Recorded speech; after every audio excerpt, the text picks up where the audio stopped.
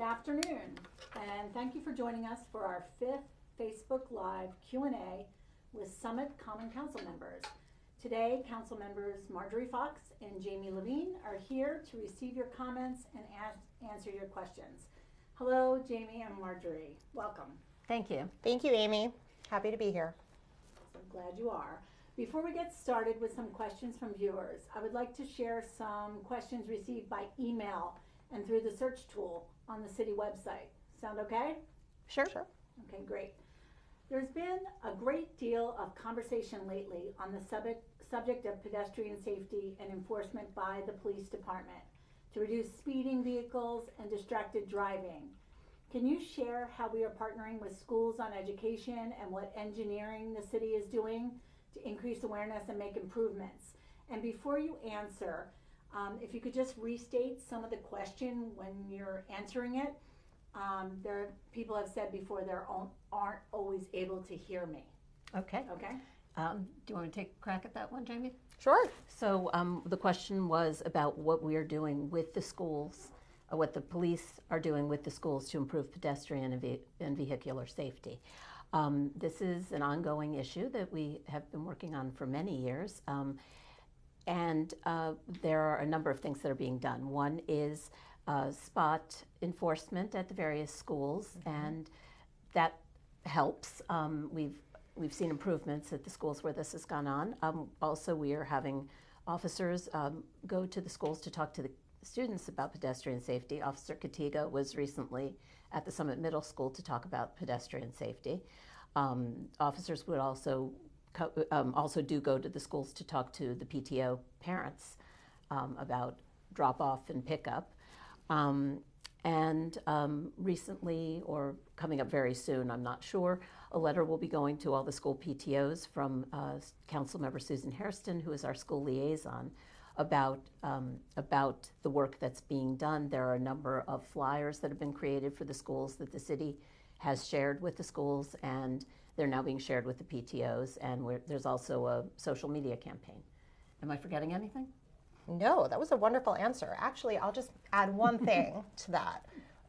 Parking in non-spots, spots that are not designated for short-term parking, is one of the things that leads to unsafe conditions near schools, because people make different choices when they're driving. They're not used to having to veer around cars in certain locations. It makes the sight lines really tricky at intersections and hard for drivers to see pedestrians and vice versa.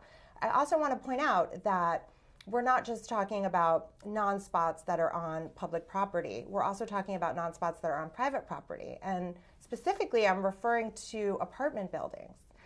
Parking lots and driveways of apartment buildings are to be treated exactly the same as would a driveway of a single family residence in a school district. So just a reminder, please, not to park and wait and idle in apartment building parking lots, because those are in fact private property and they're not designated spots for you to wait for a child's for pickup. It creates unsafe situations, it creates backups along major roads, and is another thing contributing to this problem. Thank you. And recently, the Summit Police Department has been enforcing yielding to pedestrians in a crosswalk, and have issued some summonses.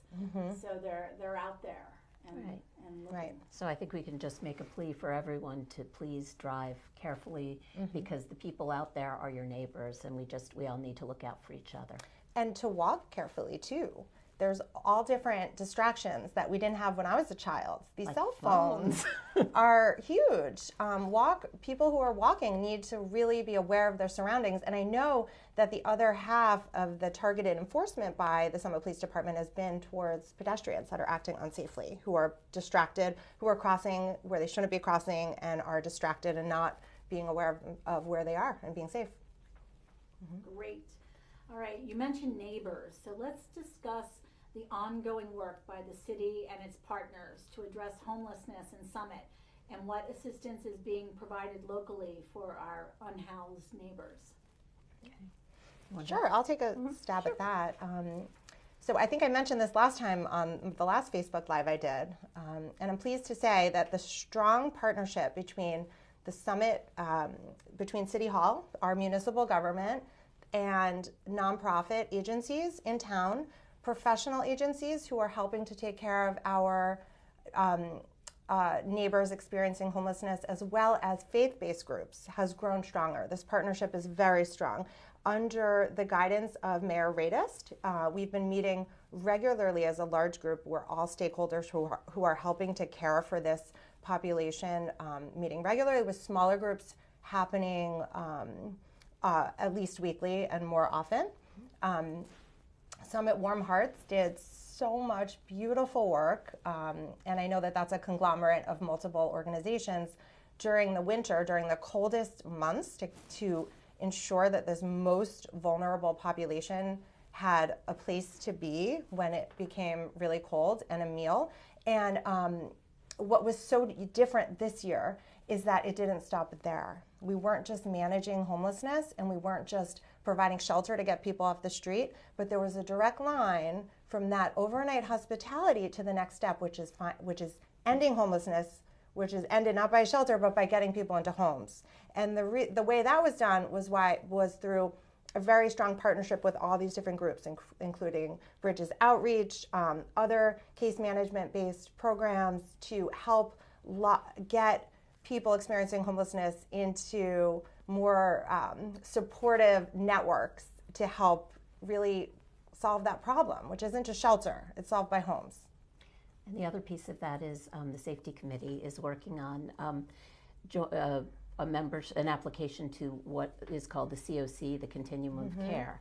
And the way it works, we had Mike Callahan from the Office of Homelessness Prevention at the state, who came to our last council meeting and talked about that. But what we're going to be doing, the COC is the organization at the county level that administers the funds and decides what programs get funded. So we are going to, as a city, join the COC so we get a say in where that money goes. Summit right now has the 5th highest number of homeless in Union County, and we receive almost nothing in funding. So we need to get some of that funding so we can house our unhoused neighbors. So that's our goal, and we Overlook Hospital has gotten involved as well, and we have a number of organizations who are all working together on this, and I think this is the start of a great partnership, and already some of these people have been housed, which is great news. I think at least 6 at our last meeting we heard had gotten housing vouchers. So that's wonderful. Absolutely. And I'm just going to clarify one thing. COC, so many acronyms. COC stands for Continuum of Care. And as it sounds, it's a supportive network that's multidisciplinary of different organizations that help take someone from the street into housing. And as you can imagine, there's so much that goes into that. Well, that's great news. Thank you. Absolutely. Can you tell me about, or tell viewers about, what Summit Police Department and New Jersey Transit are working on at the Summit train station, and the security guard that will now be present each day? Sure, I can take that one. So there have been some concerns expressed by residents about the train station, and Summit Police does routinely patrol, but in an effort, since this is the transit, New Jersey Transit's responsibility to police the station primarily, they will be providing an unarmed security guard from 6 a.m. to, I believe, 2 p.m. daily. And that will take some of the pressure off of our police department, who will then be able to be in other places to address other concerns. And this should provide some measure of security to our residents who have expressed concern.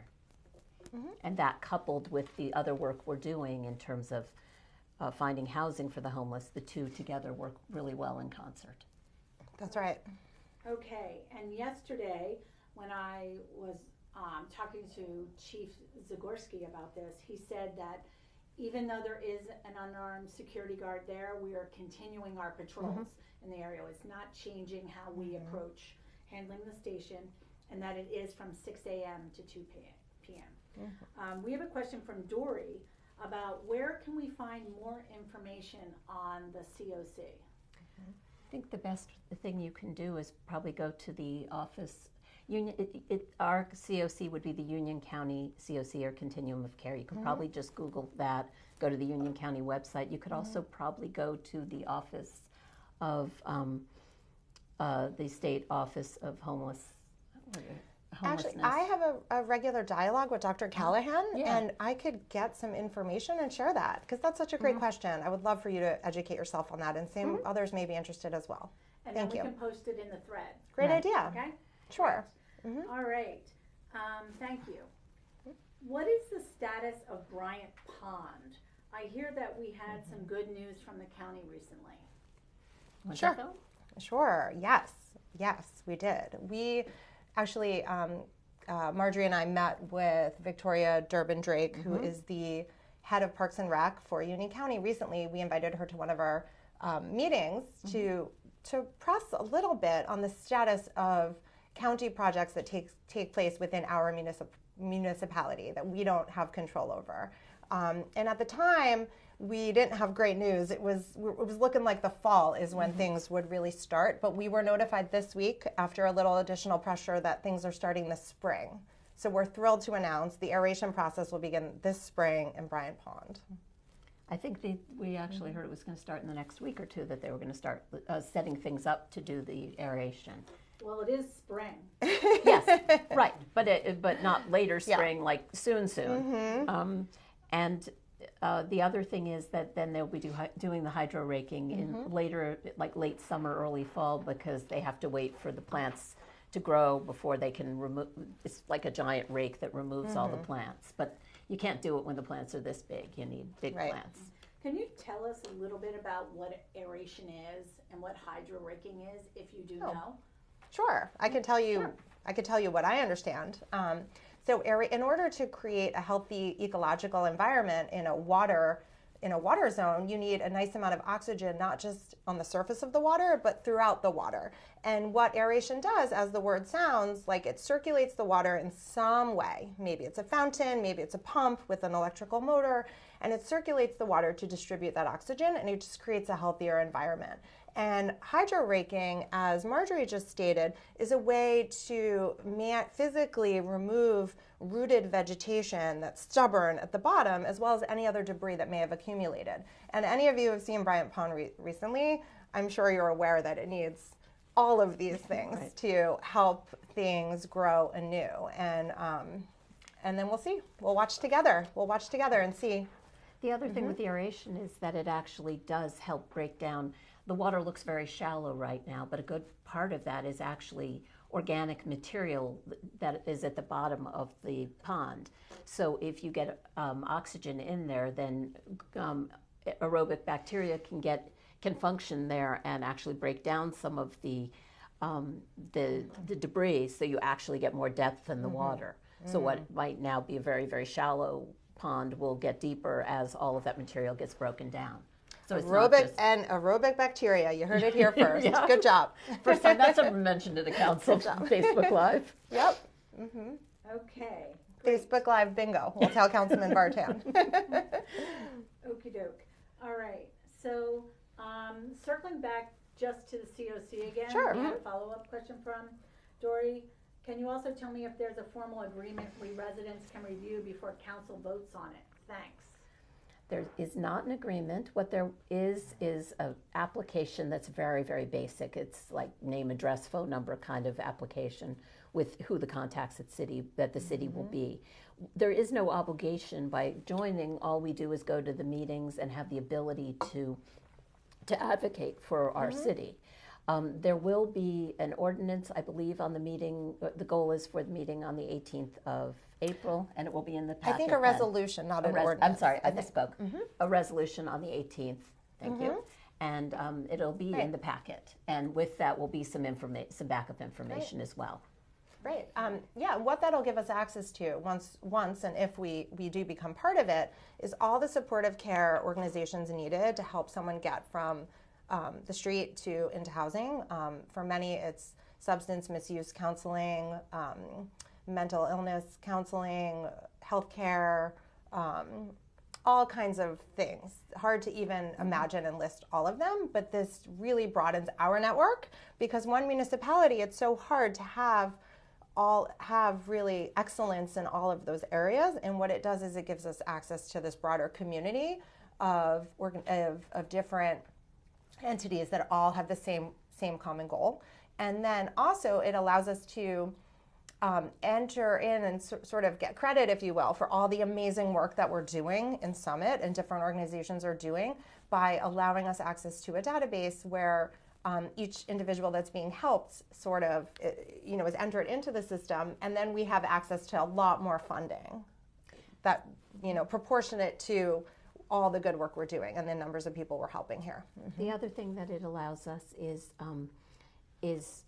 for homelessness prevention. There is funding available through the state for paying for rental arrears. So we might have residents here in Summit that are behind on their rent and are in danger of being evicted. And if we're able to tap into some of that funding, some of those people who might end up homeless, we can get those rent arrears paid back and have them stay in their current home. And that's a very big benefit. So, that's a great point. Thank you. Yeah. Great. All right, shifting gears for a moment.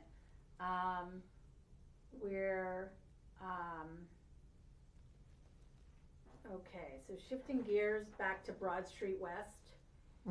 There's a question from Rachel. She wants to know what's happening with Broad Street West. Heard that the firehouse is going to be complete by the end of the summer. Will we have 2 firehouses then? Well, the old firehouse will be decommissioned. We will not have 2 functioning firehouses. We are working on, we are still working on Broad Street West. The financial committee met and looked at a proposal. We are looking into what is feasible still, and I would say to the public, stay tuned on that, unless you have something else to add. No, it sounds right. Okay. So, no further information on what's going on with Broad Street West. Can you give us an idea of what's been happening lately, if anything? I think it's really a stay tuned. We need more information to figure out what is and isn't financially feasible. Right. I mean, what I was so happy to hear is that the resident Broad Street West Financial Advisory Committee, in fact, met. Right. That was a victory. I personally had been waiting quite some time for that to happen, to have that level of engagement, involvement, and feedback. So I think that that's a big plus. That was what I meant when I said the financial. I wasn't as specific as I perhaps should have been. Yeah, Yes. well, good. Thanks for getting specific. Yep. All right, so let's go back to some of the other questions that we've had here. While the number of stolen vehicles has decreased dramatically recently, there have been several recent unsuccessful burglary attempts with vehicles and people trying door handles. Tell us about LPRs and how they're helping police to deter crime, please. Okay, so LPRs are license plate readers, and we have some of those at various entrances into Summit. What we're really looking for is the entry of stolen vehicles into our community, because most of these crimes are committed using stolen vehicles. Eventually, we will also be able to, monitor where stolen vehicles leave. But that's a little bit more difficult because it relies on someone reporting immediately that a vehicle is stolen. Generally, people don't realize their vehicle is stolen until hours later and it's already gone. But it's most helpful in terms of telling us when a vehicle comes in that's stolen, because then we can sort of figure out where it's going and what it's likely to do and possibly prevent a crime. So what has happened recently, we actually had a great success with our license plate reader technology. There was a hit and run near Overlook Hospital on the corner of Mountain and Morris Avenue about a week or 2 ago, or an early morning hit and run. And the license plate reader was able to find the car. Based on just a photo of the car, they were able to go back and find this vehicle, find where it had entered, get the plate numbers and run them, and find the person who had been driving the car. And she was arrested and charged. with leaving the scene of an accident and a number of other things. Lots of other things. So that's one of the great things that we can do with this technology. And there are, in our capital budget this year, we have money for more readers, and then the following year more money. So they're very expensive. We need a number of them for all the entrances and exits in Summit, but we are working on that. Okay. Right. And let's talk a little bit about why we think there's been a dramatic decrease in Summit. There has been a dramatic decrease. Well, first I want to say people who've experienced these attempted burglaries or attempted car thefts, it is not your fault. And I just want to say it is not your fault. But we really have had a decrease in them. And the reason is residents have been so diligent. They're locking their car, they are securing their key fob, locking their home. I think it's really wonderful. And hand in hand is a partnership with the Summit Police Department, who've been so diligently patrolling our streets in a way that has been so effective. And I think it's a synergy between the two. And as Marjorie mentioned, the license plate reader recently helped us to solve a crime. And I do believe if we augment that geofence system, as we can call it, which is a network of automatic license plate readers around our municipality, it can help identify vehicles that have been stolen, because those are the ones that are most likely to be used to then participate in some of these activities, like trying to steal another car. Okay, great, thank you. Next, let's focus on the New Jersey American Water work that's taking place around town, and then also the PSE&G work that is happening in our downtown, and how it's going to affect people throughout the summer. Okay. Can I start with water? Absolutely. So I'm going to start with New Jersey American Water, because right now, I think starting tonight, it's going to be taking place in the overnight hours on Summit Avenue. And I'm going to couple this by mentioning that Summit Avenue is scheduled to be paved by Union County starting very soon, next month. So we've waited long enough. It is high time, and we're thrilled. But what we do, and what the city of the engineering department in Summit does so well, is that when a road is open or scheduled to be paved, they actively seek other utilities that may need access to that space and see what can be done underground before we then pave. So as such, it is nicely timed that Summit Avenue, in fact, is being serviced by New Jersey American Water, because it is scheduled to be paved next month. Excellent. So that's Right. good news. And the same thing is happening with PSE&G. The work that was done was last year was New Jersey American Water, and now PSE&G on Morris Avenue is working on, since the trenches are open still, they're doing their work as well.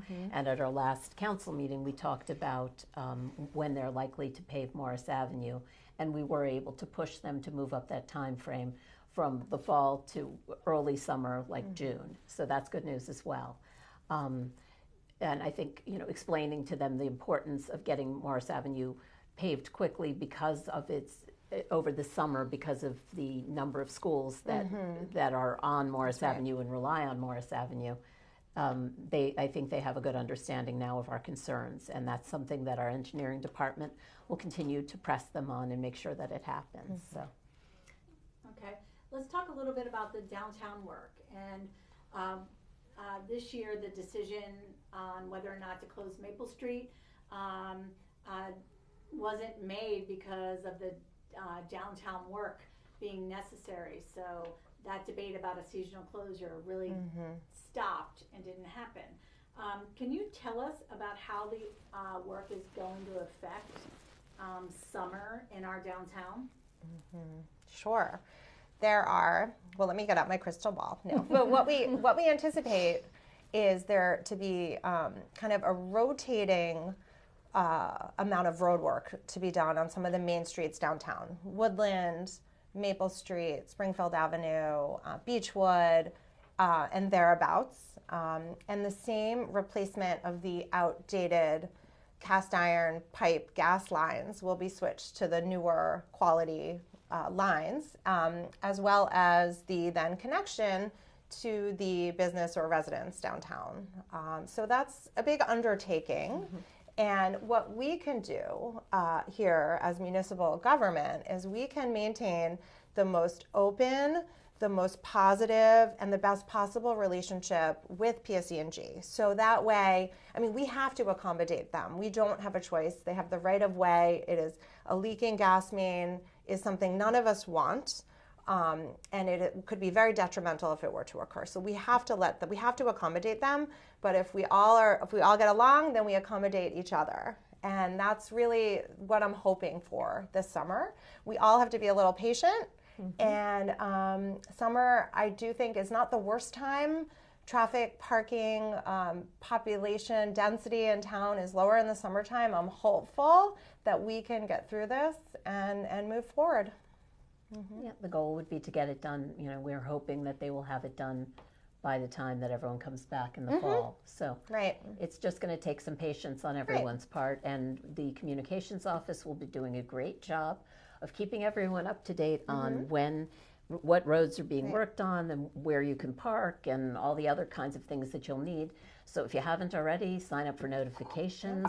I know we always say that, but it's super important, and you'd be amazed at how useful the information you get is, and it just shows up in your email, and it's great. That's right. On the homepage of the city website, there's a blue kind of rectangle. It says Get Notified, and click on that, and that's how you do it, right on the homepage.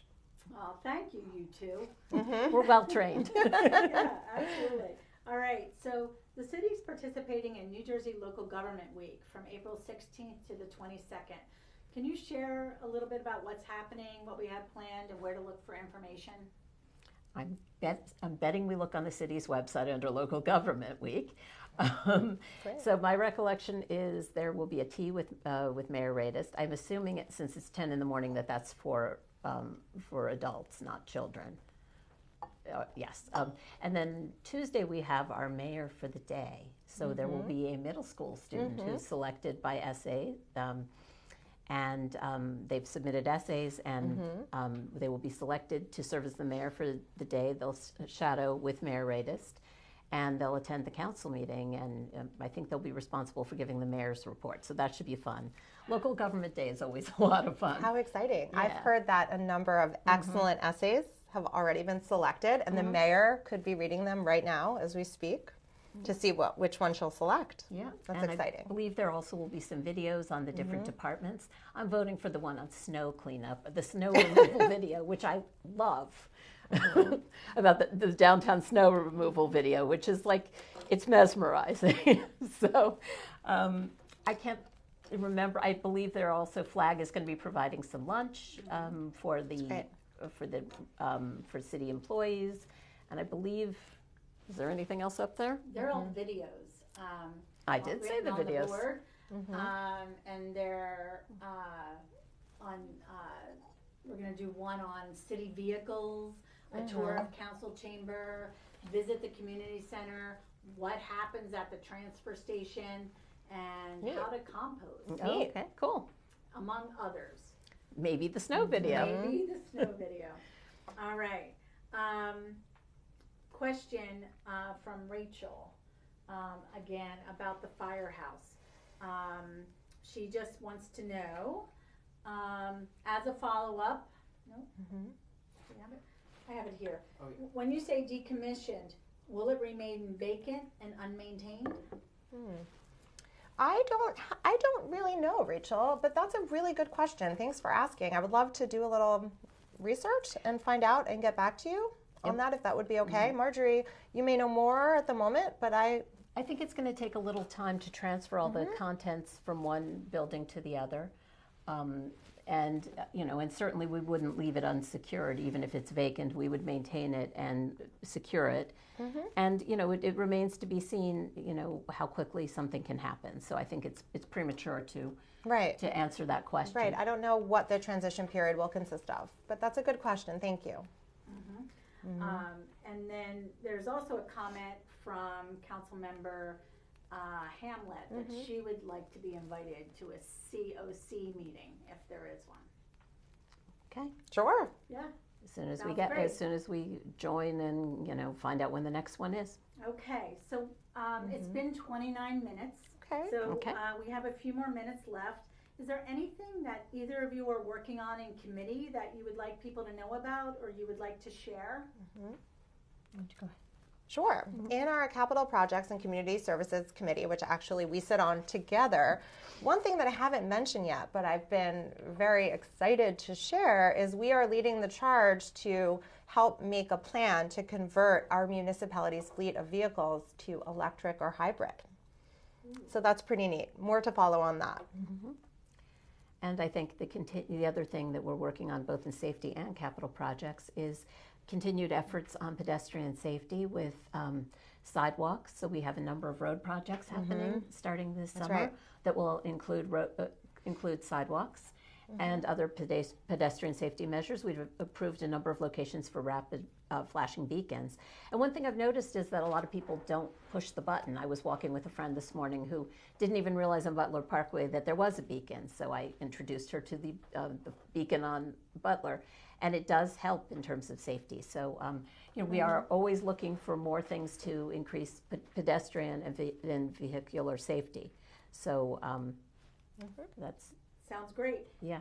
Thank you for telling me about the flashing beacons, and I'll make sure that the communications office shares the locations and tells people a little more about how they work. Okay. So thank you. Maybe a video.